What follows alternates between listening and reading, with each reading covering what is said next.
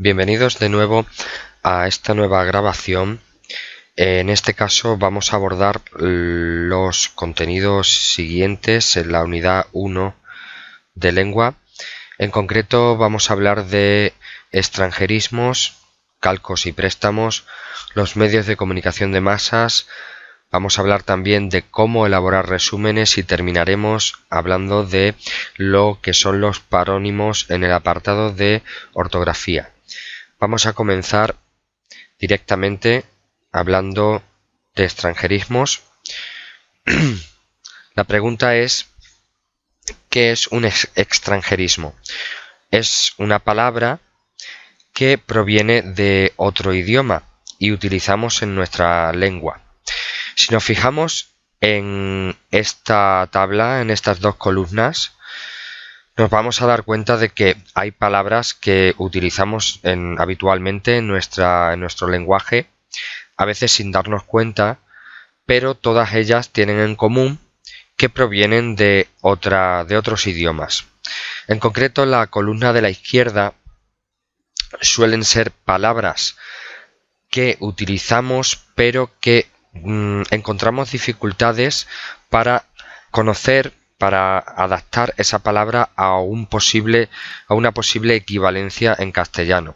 Por ejemplo, hardware, todo el mundo sabe a qué nos estamos refiriendo, es el componente del ordenador personal, el componente físico, pero evidentemente estoy utilizando un rodeo para definirlo. No existe una palabra en concreto en castellano equivalente, igual que windsurfing. Todo el mundo sabe que es un deporte, pero no tenemos una equivalencia exacta en español. Tendríamos que emplear un rodeo.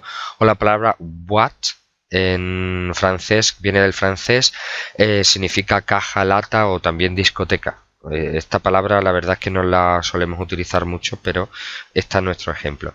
La palabra tour, que también viene del francés y estamos muy habituados a utilizarla, pero no tenemos una equivalencia exacta porque puede ser vuelta, giro, depende del contexto en el que se utilice. También la palabra piercing, todo el mundo sabe que es una perforación en la piel para utilizar un pendiente, pero no utilizamos como equivalente, por ejemplo, la palabra perforación o pendiente, no es exactamente lo mismo. Entonces, de esta primera columna pues tenemos dificultades para encontrar una equivalencia en español. Sin embargo, en esta segunda columna de la derecha sí que encontramos equivalencias exactas. Sponsor, pues sabemos que es patrocinador, basket es baloncesto, hall podemos traducirlo por vestíbulo, entrada, disc jockey sería un pinchadisco, spot es anuncio. Es decir que dentro de los extranjerismos hay algunos que los utilizamos casi de forma necesaria, puesto que no encontramos una equivalencia exacta, y otros los utilizamos por moda, por influencia del idioma, y no utilizamos el equivalente castellano que sí existe. Seguramente por influencia de la televisión, de los medios de comunicación e incluso de la lengua en sí, que sea influyente, utilizamos ese tipo de extranjerismos antes que en nuestro equivalente en castellano. Podemos distinguir dentro de los extranjerismos tres tipos, dependiendo de el idioma del que provienen. Por ejemplo, la mayor parte de los extranjerismos que utilizamos hoy en día vienen casi todos de una lengua muy poderosa en el mundo, lo que llamamos lengua franca, que es el inglés, que es la lengua que se utiliza a nivel económico y a nivel oficial internacional, en la diplomacia también, y a nivel político. Todas las palabras, todos los extranjerismos que vienen del inglés los llamamos anglicismos. Todas las palabras extranjeras que utilizamos en la lengua castellana que vienen del francés se llaman galicismos. No confundir galicismo con Galicia. Hay que recordar que en tiempos romanos la Galia era la actual Francia, por eso se utiliza la palabra galicismos para hablar de las palabras que vienen del francés. Y las que vienen del italiano, que son menos, se llaman italianismos. Bien, ¿cuándo o cómo debemos utilizar estas palabras? Pues las recomendaciones que nos da la Real Academia Española de la Lengua, que regula el uso de nuestra lengua e impone ciertas normas, es que tenemos que ser prudentes con el empleo de los extranjerismos, es decir, no debemos utilizarlos cuando queramos, en cualquier circunstancia, sino que la recomendación es que debemos utilizar solo aquellos extranjerismos para los que no exista una palabra equivalente en castellano. Es decir, si volvemos otra vez a esta tabla, serían los de la columna de la izquierda. No existe una equivalencia concreta en castellano, entonces por necesidad los utilizamos. No, sin embargo, los de la columna de la derecha, que sí tenemos una equivalencia exacta en castellano, entonces podemos utilizar y debemos utilizar la palabra que tenemos en castellano y no el extranjerismo, puesto que ya existe una palabra en castellano. Utilizamos el extranjerismo a veces por modas, como digo, y por influencia de otro idioma. Bien. También dentro de los extranjerismos que no tienen una equivalencia en español, pues podemos encontrar muchos ejemplos más, ¿no? Como la palabra western, que son las películas del oeste, sport, aunque bueno, también tenemos la palabra deporte, jacuzzi, es un baño de burbujas, etcétera, ¿no? Flash, paddle, ranking, boom, ring, short, camping, playoff, software, hardware, top model, o galicismos como boîte, que lo hemos comentado antes, dossier, tour, glamour, etc. Todos esos, si nos fijamos, a excepción, por ejemplo, de la palabra sport, que está aquí, tendríamos dificultades para encontrar solo una palabra que fuese equivalente en español. Tendríamos que dar un rodeo y explicarla con varias palabras. Continuamos. Como decimos, es preferible utilizar las palabras que tenemos ya en castellano y que aparecen en el diccionario antes que el extranjerismo. A lo largo del tiempo, la Real Academia Española de la Lengua ha ido incorporando en el diccionario algunos extranjerismos que son ya de uso tan frecuente que no queda más remedio, como puede ser la palabra blue jean, que significa pantalón vaquero azul, o por ejemplo la palabra gigoló, ciertas palabras que son ya de un uso muy común, como la palabra por ejemplo jean, también vaquero, que se utilizan mucho. Como vemos en estas dos tablas, todas estas palabras en la columna de la izquierda son extranjerismos, normalmente del inglés, que tienen su equivalencia en castellano. Interview nos hace recordar a una revista, la verdad, pero su equivalencia, el término equivalente es entrevista. Viene de una palabra francesa, aunque también existe en inglés. Spot, anuncio, disc jockey, pinchadiscos, basket, baloncesto, container, contenedor, sponsor, patrocinador, hall, recibidor, entradita, vestíbulo, entrada, open, abierto, se utiliza mucho en tenis, ferry, transbordador, short, pantalón corto. Todas estas existe su equivalencia en castellano, entonces debemos utilizar la palabra en castellano. Hay otras que tenemos, como decimos, más dificultad en encontrar una palabra equivalente en castellano. Por ejemplo, Walkman. Podemos decir reproductor portátil, pero queda un poco extraño. Todo el mundo utiliza la palabra Walkman. Pub no es exactamente un bar. Parking es aparcamiento. Password, contraseña. Slips, calzoncillos. Overbooking se utiliza mucho, pero existe la palabra sobreventa o exceso de venta. Blue jeans, vaqueros, está ya aceptada por el diccionario.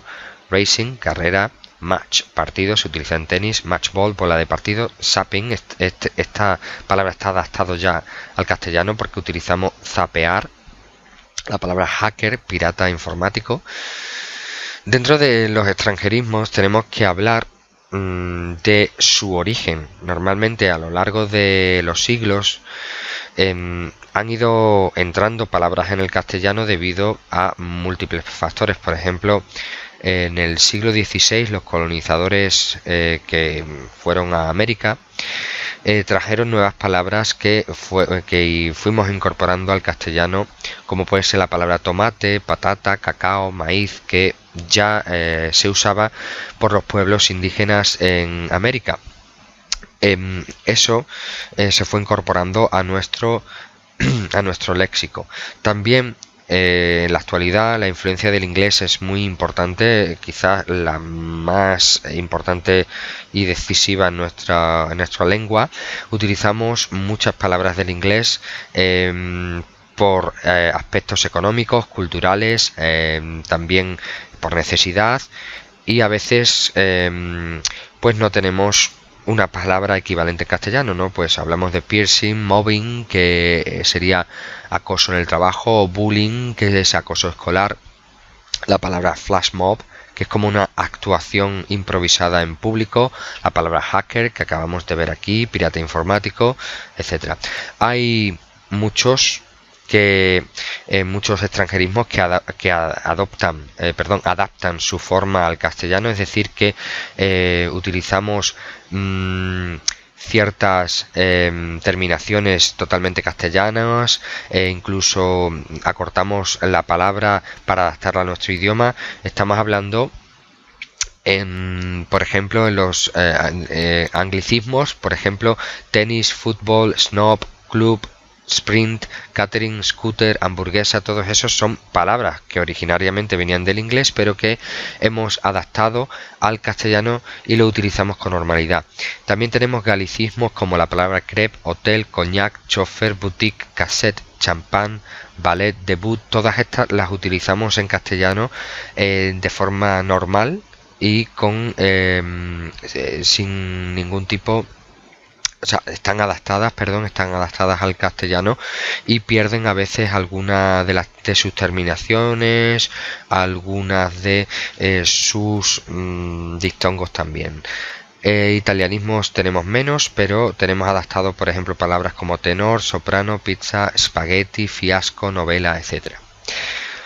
Dentro de los extranjerismos podemos hablar de dos divisiones importantes: calcos y préstamos. Lo vamos a entender enseguida. Calco, como la palabra indica, es copiar una palabra extranjera al nuestro idioma, al castellano. Vamos a encontrar dos tipos de calco: calco de traducción y calco semántico, que ahora vamos a explicar. Entonces, el calco es una copia de una palabra de otro idioma. El calco de traducción consiste en palabras o expresiones en castellano que son una traducción literal de una palabra en otro idioma. Lo vamos a entender rápidamente. Por ejemplo, la expresión comida rápida en español viene de una expresión que existe en inglés, que es fast food. Dos palabras: fast food, literalmente comida rápida. ¿Qué es lo que hemos hecho? Hemos traducido la expresión fast food a el castellano, y en vez de utilizar fast food, el extranjerismo fast food, hemos copiado, hemos traducido literalmente esa expresión y decimos directamente comida rápida. Eso es un calco, copiar la traducción. También pasa con perrito caliente. En vez de decir hot dog, todo el mundo sabe que eso significa perrito caliente, lo hemos traducido directamente por perrito caliente. En vez de decir salchicha grande, etcétera, pues perrito caliente. Es una traducción literal, es un calco de traducción. Igual que la palabra rascacielos. Existe en inglés una palabra que es skyscraper, todo junto. Sky es cielo, scraper es rascar. Entonces, la traducción literal es rascacielos. Y eso sabemos todo el mundo que estamos hablando de un edificio muy alto. Eso sería todo calcos de traducción. Dentro de los calcos también tenemos otro tipo, que serían los calcos semánticos. Un poquito más complicado de ver, de entender, pero vamos a explicarlo aquí de forma sencilla. El calco semántico consiste en dar un significado nuevo a una palabra que ya existe en español. Por ejemplo, Seguro que hemos utilizado muchas veces el verbo ignorar diciendo, por ejemplo, no me ignores, esta persona me está ignorando. En teoría, ese uso del verbo ignorar es incorrecto, puesto que en castellano la palabra ignorar significa desconocer algo. Cuando a mí me preguntan, ¿conoces esta película de este autor? Yo puedo decir lo ignoro, y eso significa que lo desconozco, aunque prácticamente nadie lo usa.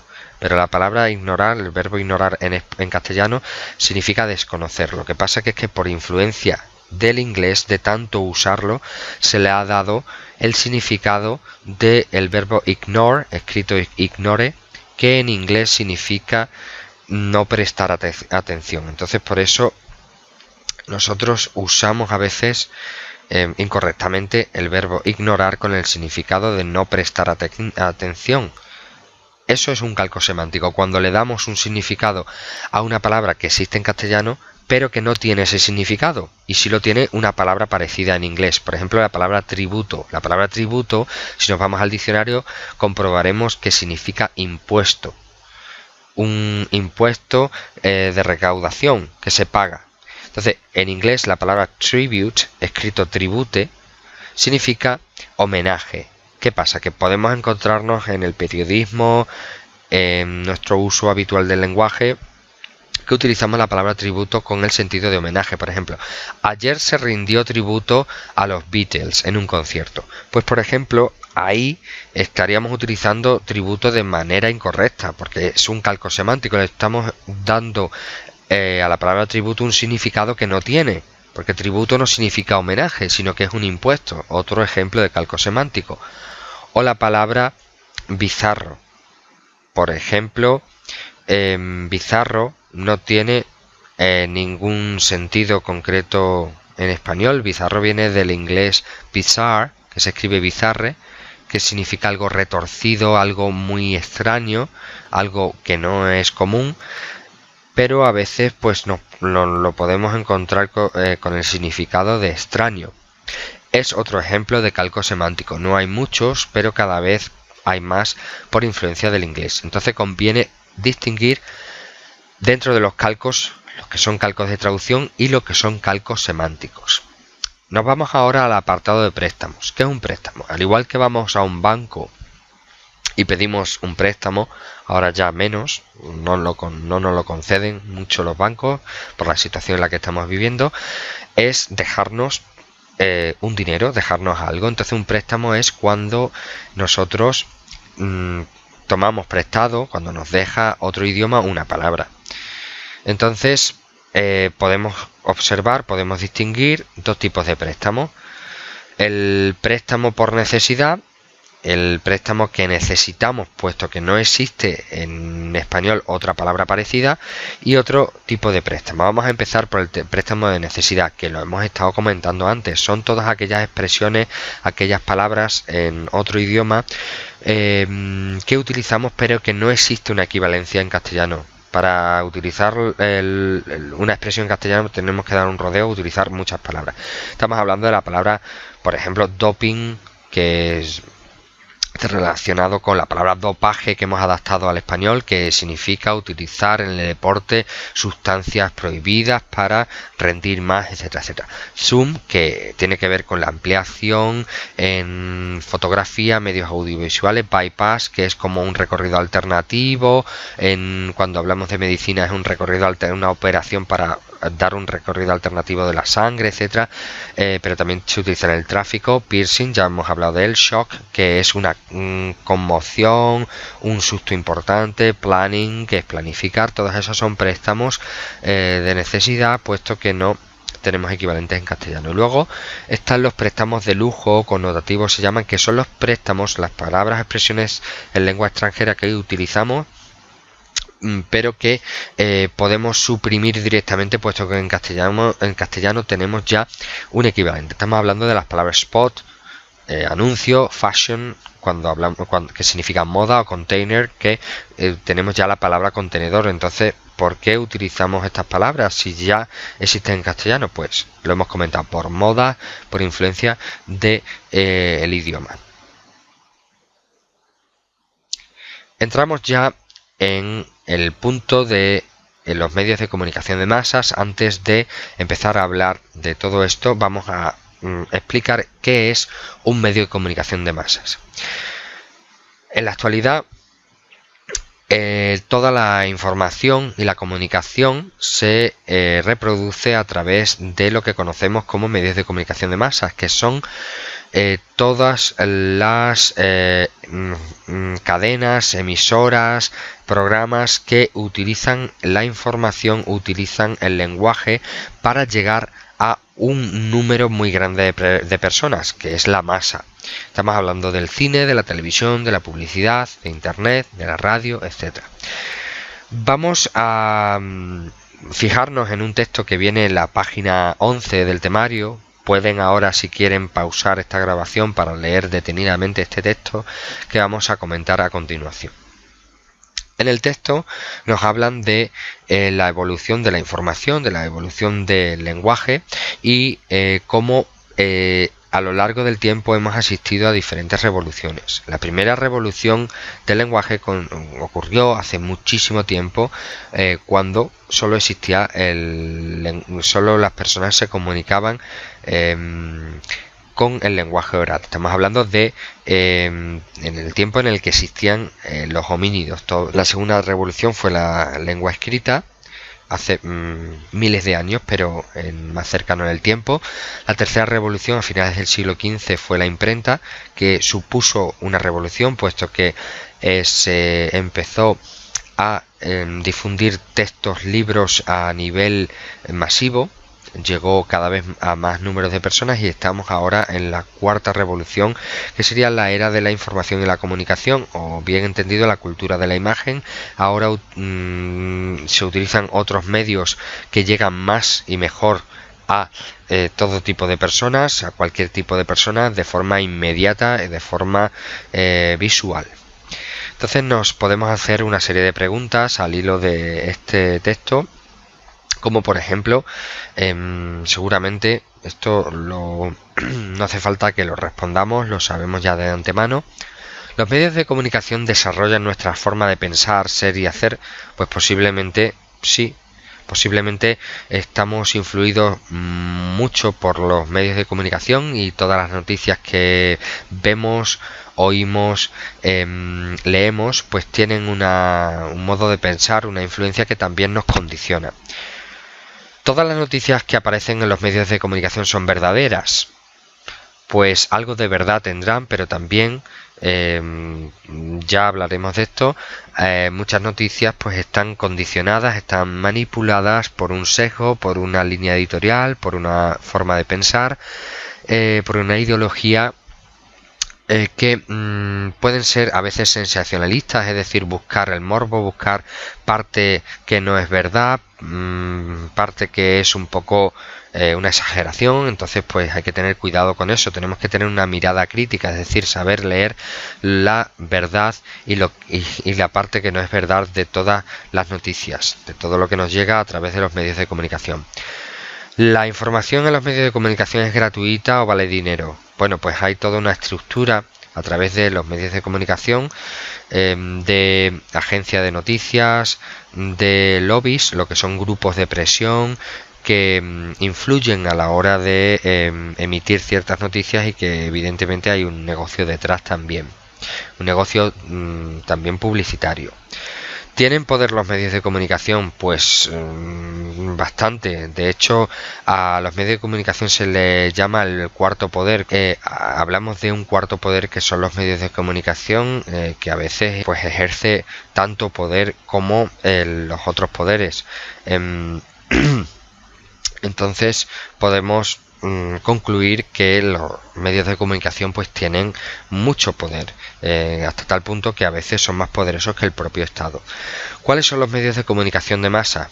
pues como hemos dicho, internet, la publicidad, prensa, cine, radio, televisión, los podemos dividir en medios audiovisuales, como puede ser la televisión, la publicidad o incluso internet. También podemos hablar de medios estrictamente escritos como la prensa, medios totalmente orales como la radio. Esta división la podemos encontrar también en el temario.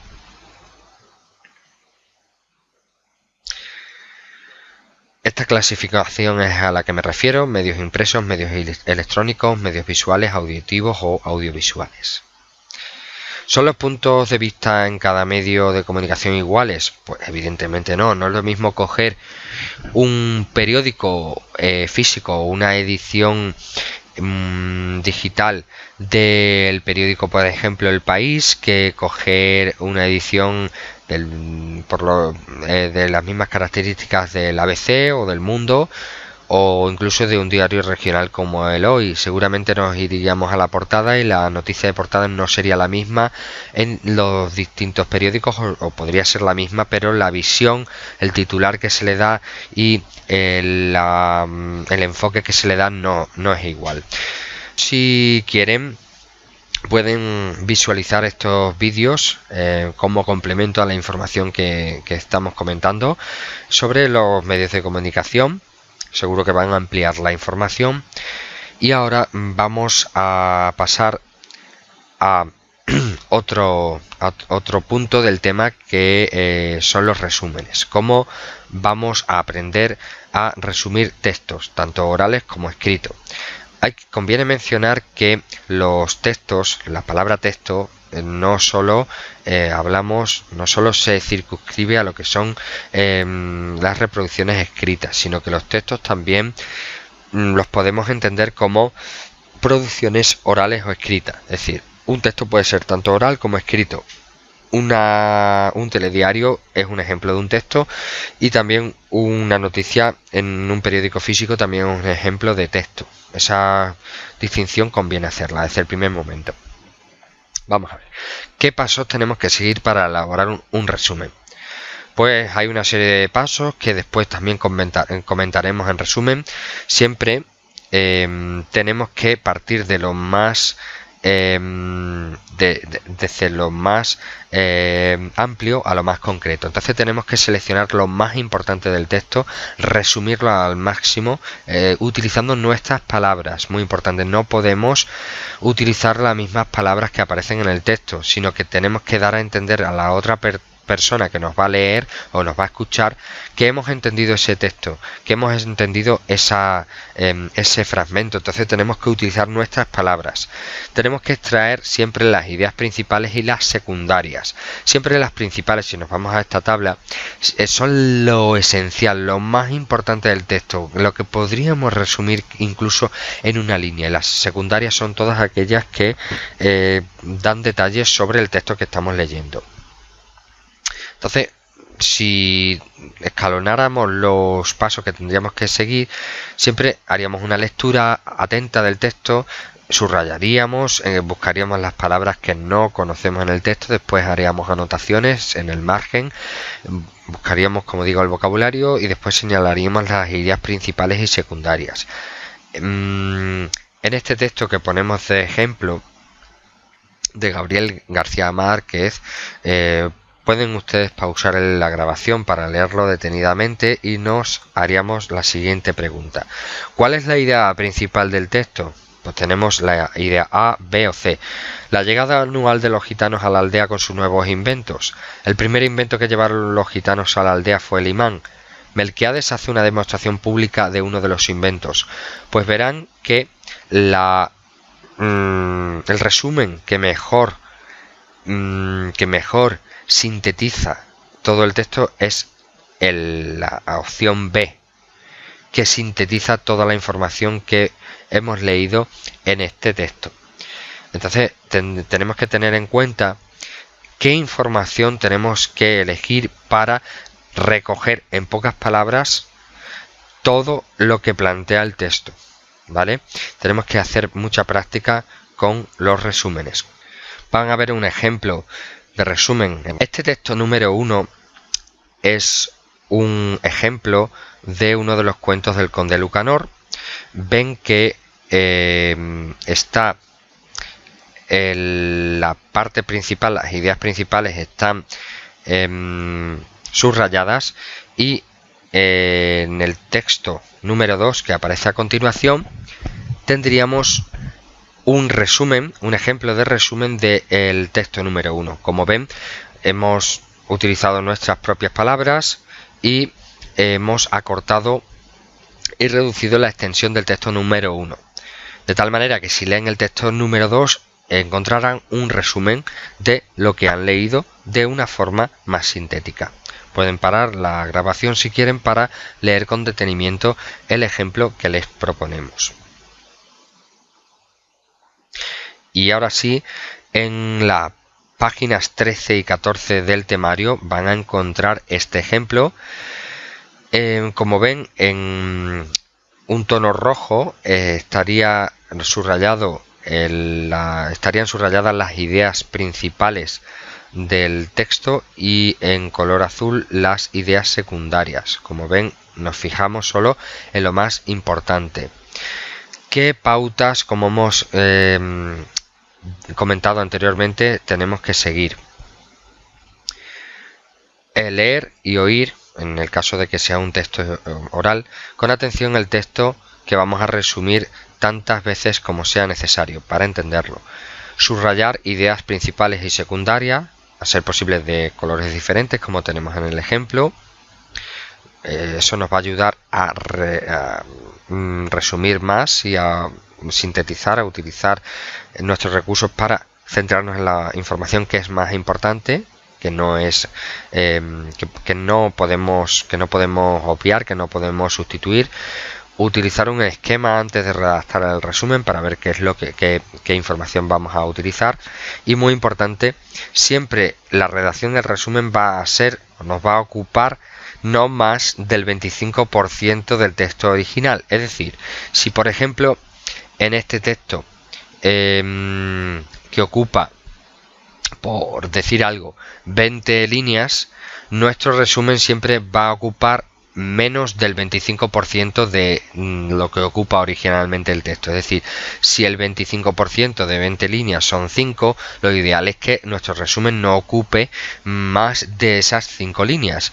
Esa es una regla principal a la hora de hacer resúmenes, y lo más importante es que siempre utilicemos nuestras propias palabras para dar idea al que nos lee, al que nos escucha, de que hemos entendido lo que resumimos y que sabemos de lo que estamos hablando.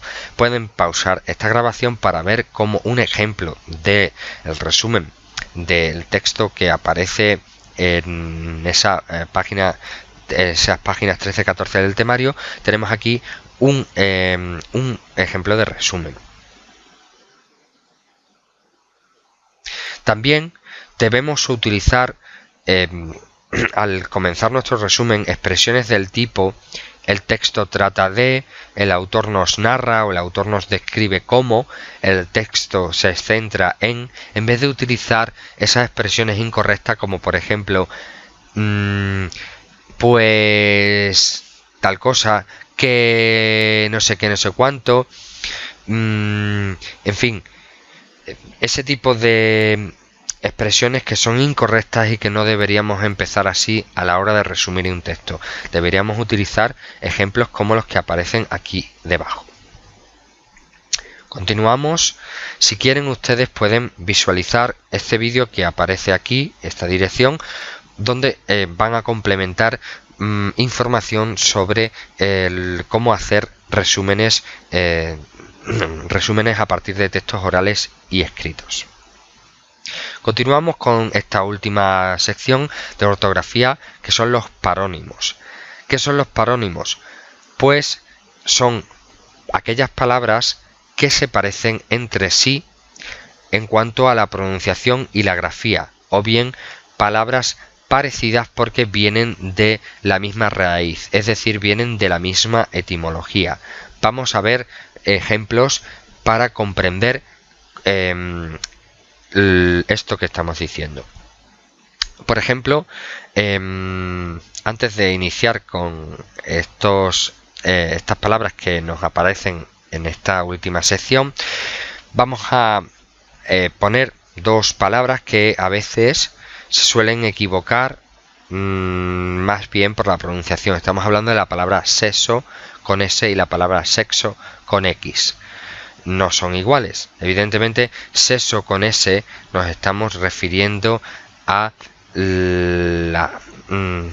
la parte del cerebro, una parte del cerebro, también a el sentido, es decir, una persona con sexo es una persona con sentido, una persona sensata. Entonces no podemos confundir una palabra con otra. Sexo nos referimos al género masculino o femenino.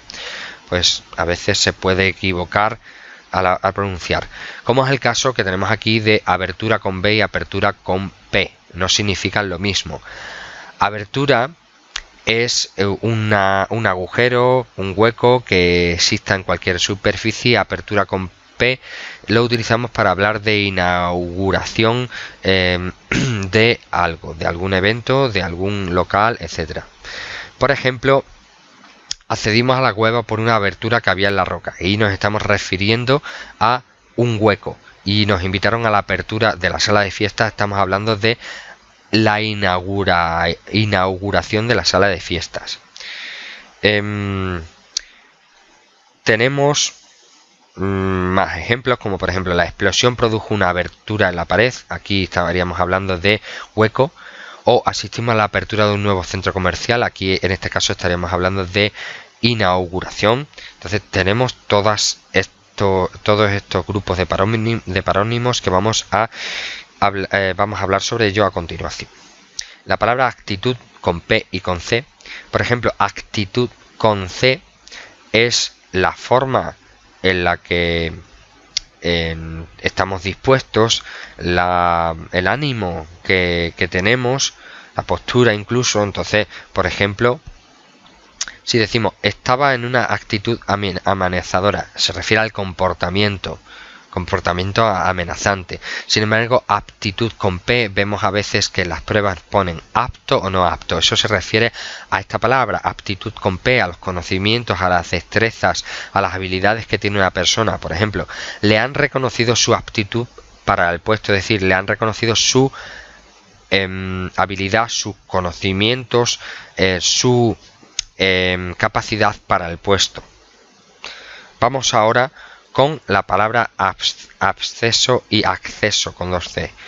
Cuidado, absceso con B se refiere a un tumor o a una acumulación de pus en los tejidos de la piel, internos o externos.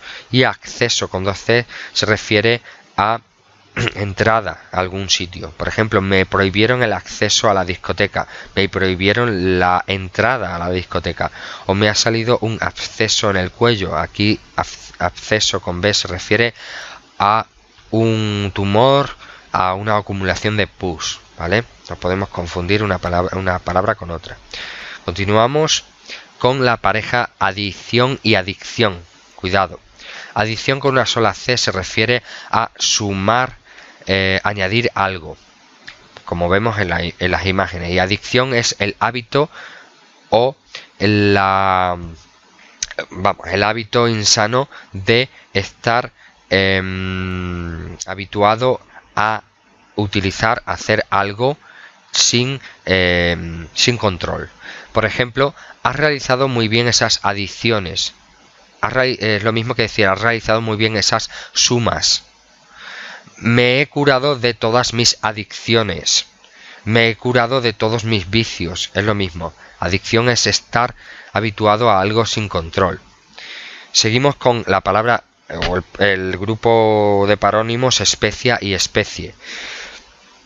Especia con A es una sustancia aromática que sirve de condimento para las comidas, como el clavo, la pimienta, el azafrán, etc. Y especie es una clase de, una suerte de, un tipo de, etc. Por ejemplo, si decimos el azafrán es una especia, todo el mundo sabe que nos estamos refiriendo a un condimento. O encontraron una especie nueva de planta.